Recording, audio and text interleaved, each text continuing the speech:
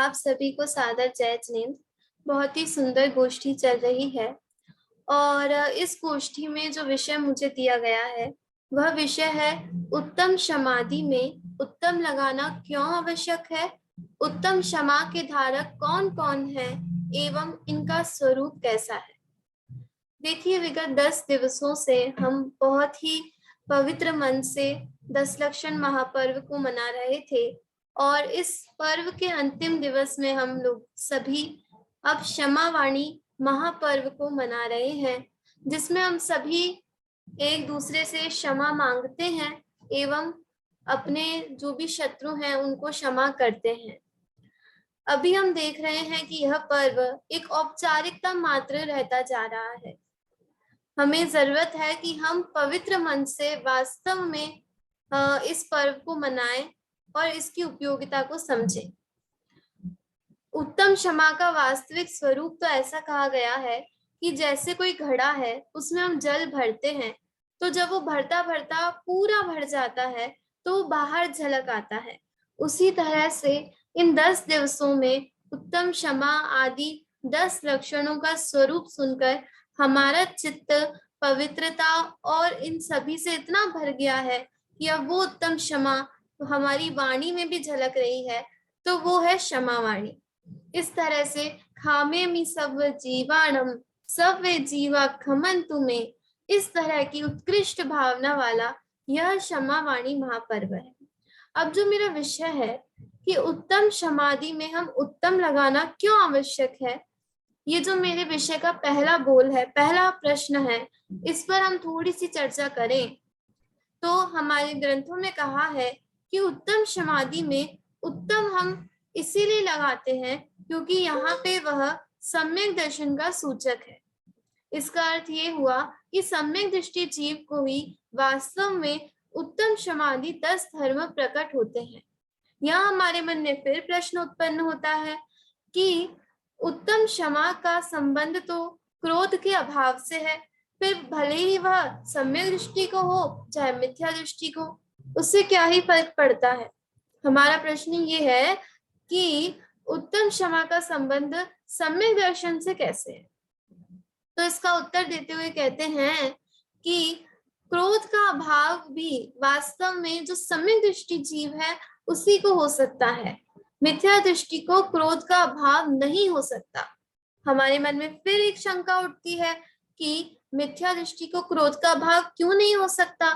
तो फिर यहाँ कहते हैं कि मिथ्या दृष्टि को पर पदार्थों में इष्ट और अनिष्ट बुद्धि है, और जब तक हमें इष्ट और अनिष्ट बुद्धि रहेगी तब तक क्रोध उत्पन्न होता रहेगा।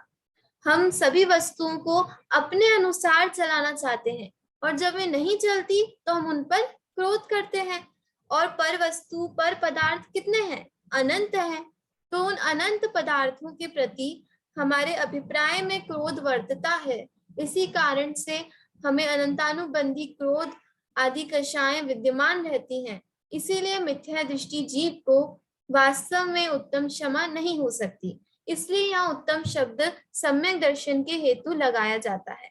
इसके अलावा ये जो उत्तम क्षमा आदि धर्म के 10 लक्षण हैं, ये सभी सम्यक चारित्र के रूप हैं, और सम्यक चारित्र सम्यक दर्शन और सम्यक ज्ञान के बिना नहीं हो सकता।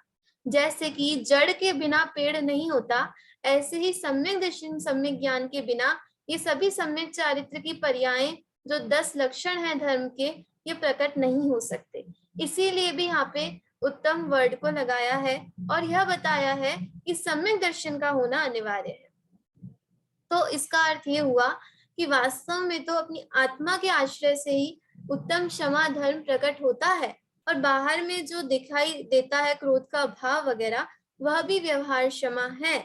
और इसीलिए हम पूजन में भी पढ़ते हैं कि गाली सुनी मन खेद न आनो, गुण को गुण कहे अयानो।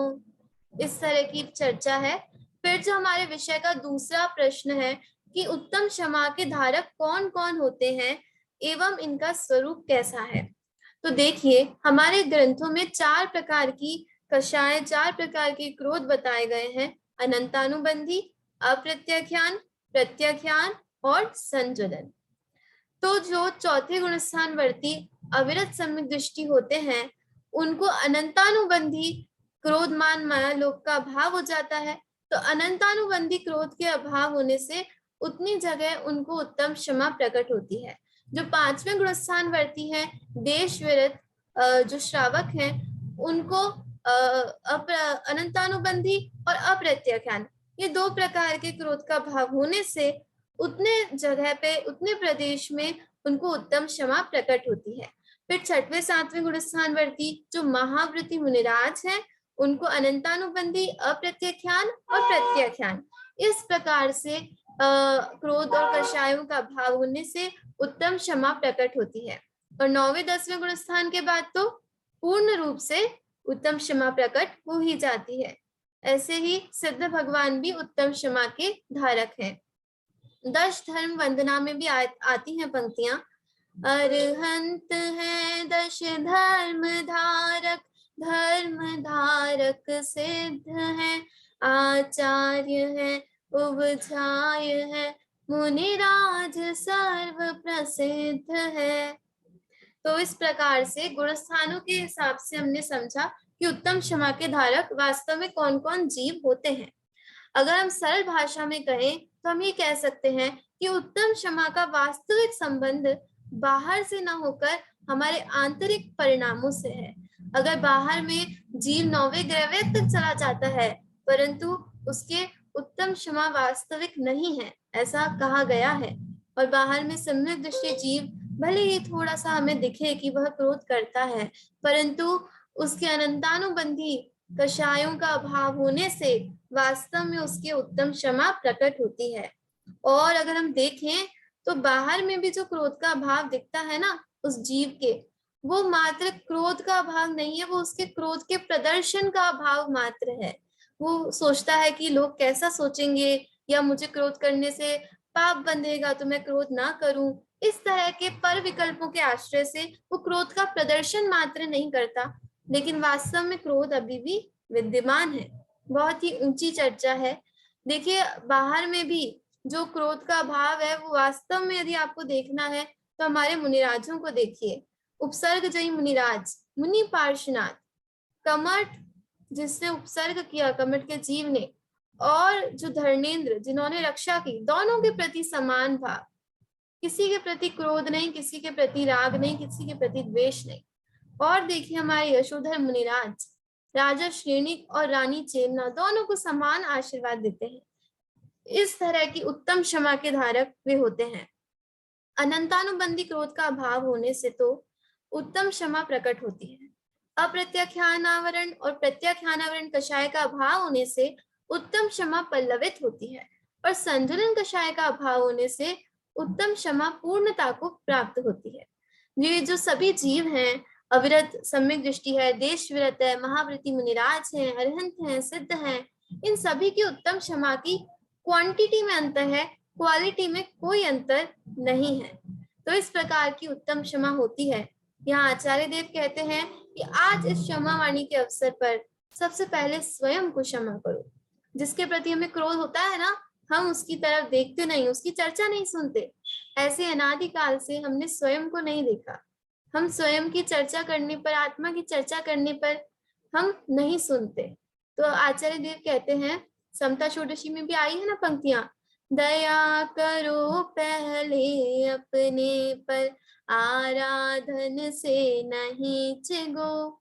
तो इसलिए पहले स्वयं पर क्षमा करो, ऐसी बात है। अब अंत में मैं एक बात कह के विराम लूंगी कि हम ये सब सुनते हैं तो हमें लगता है कि फिर श्रावक क्या करें, हम क्या करें, क्योंकि हम तो उत्तम क्षमा हमारे हो नहीं सकती।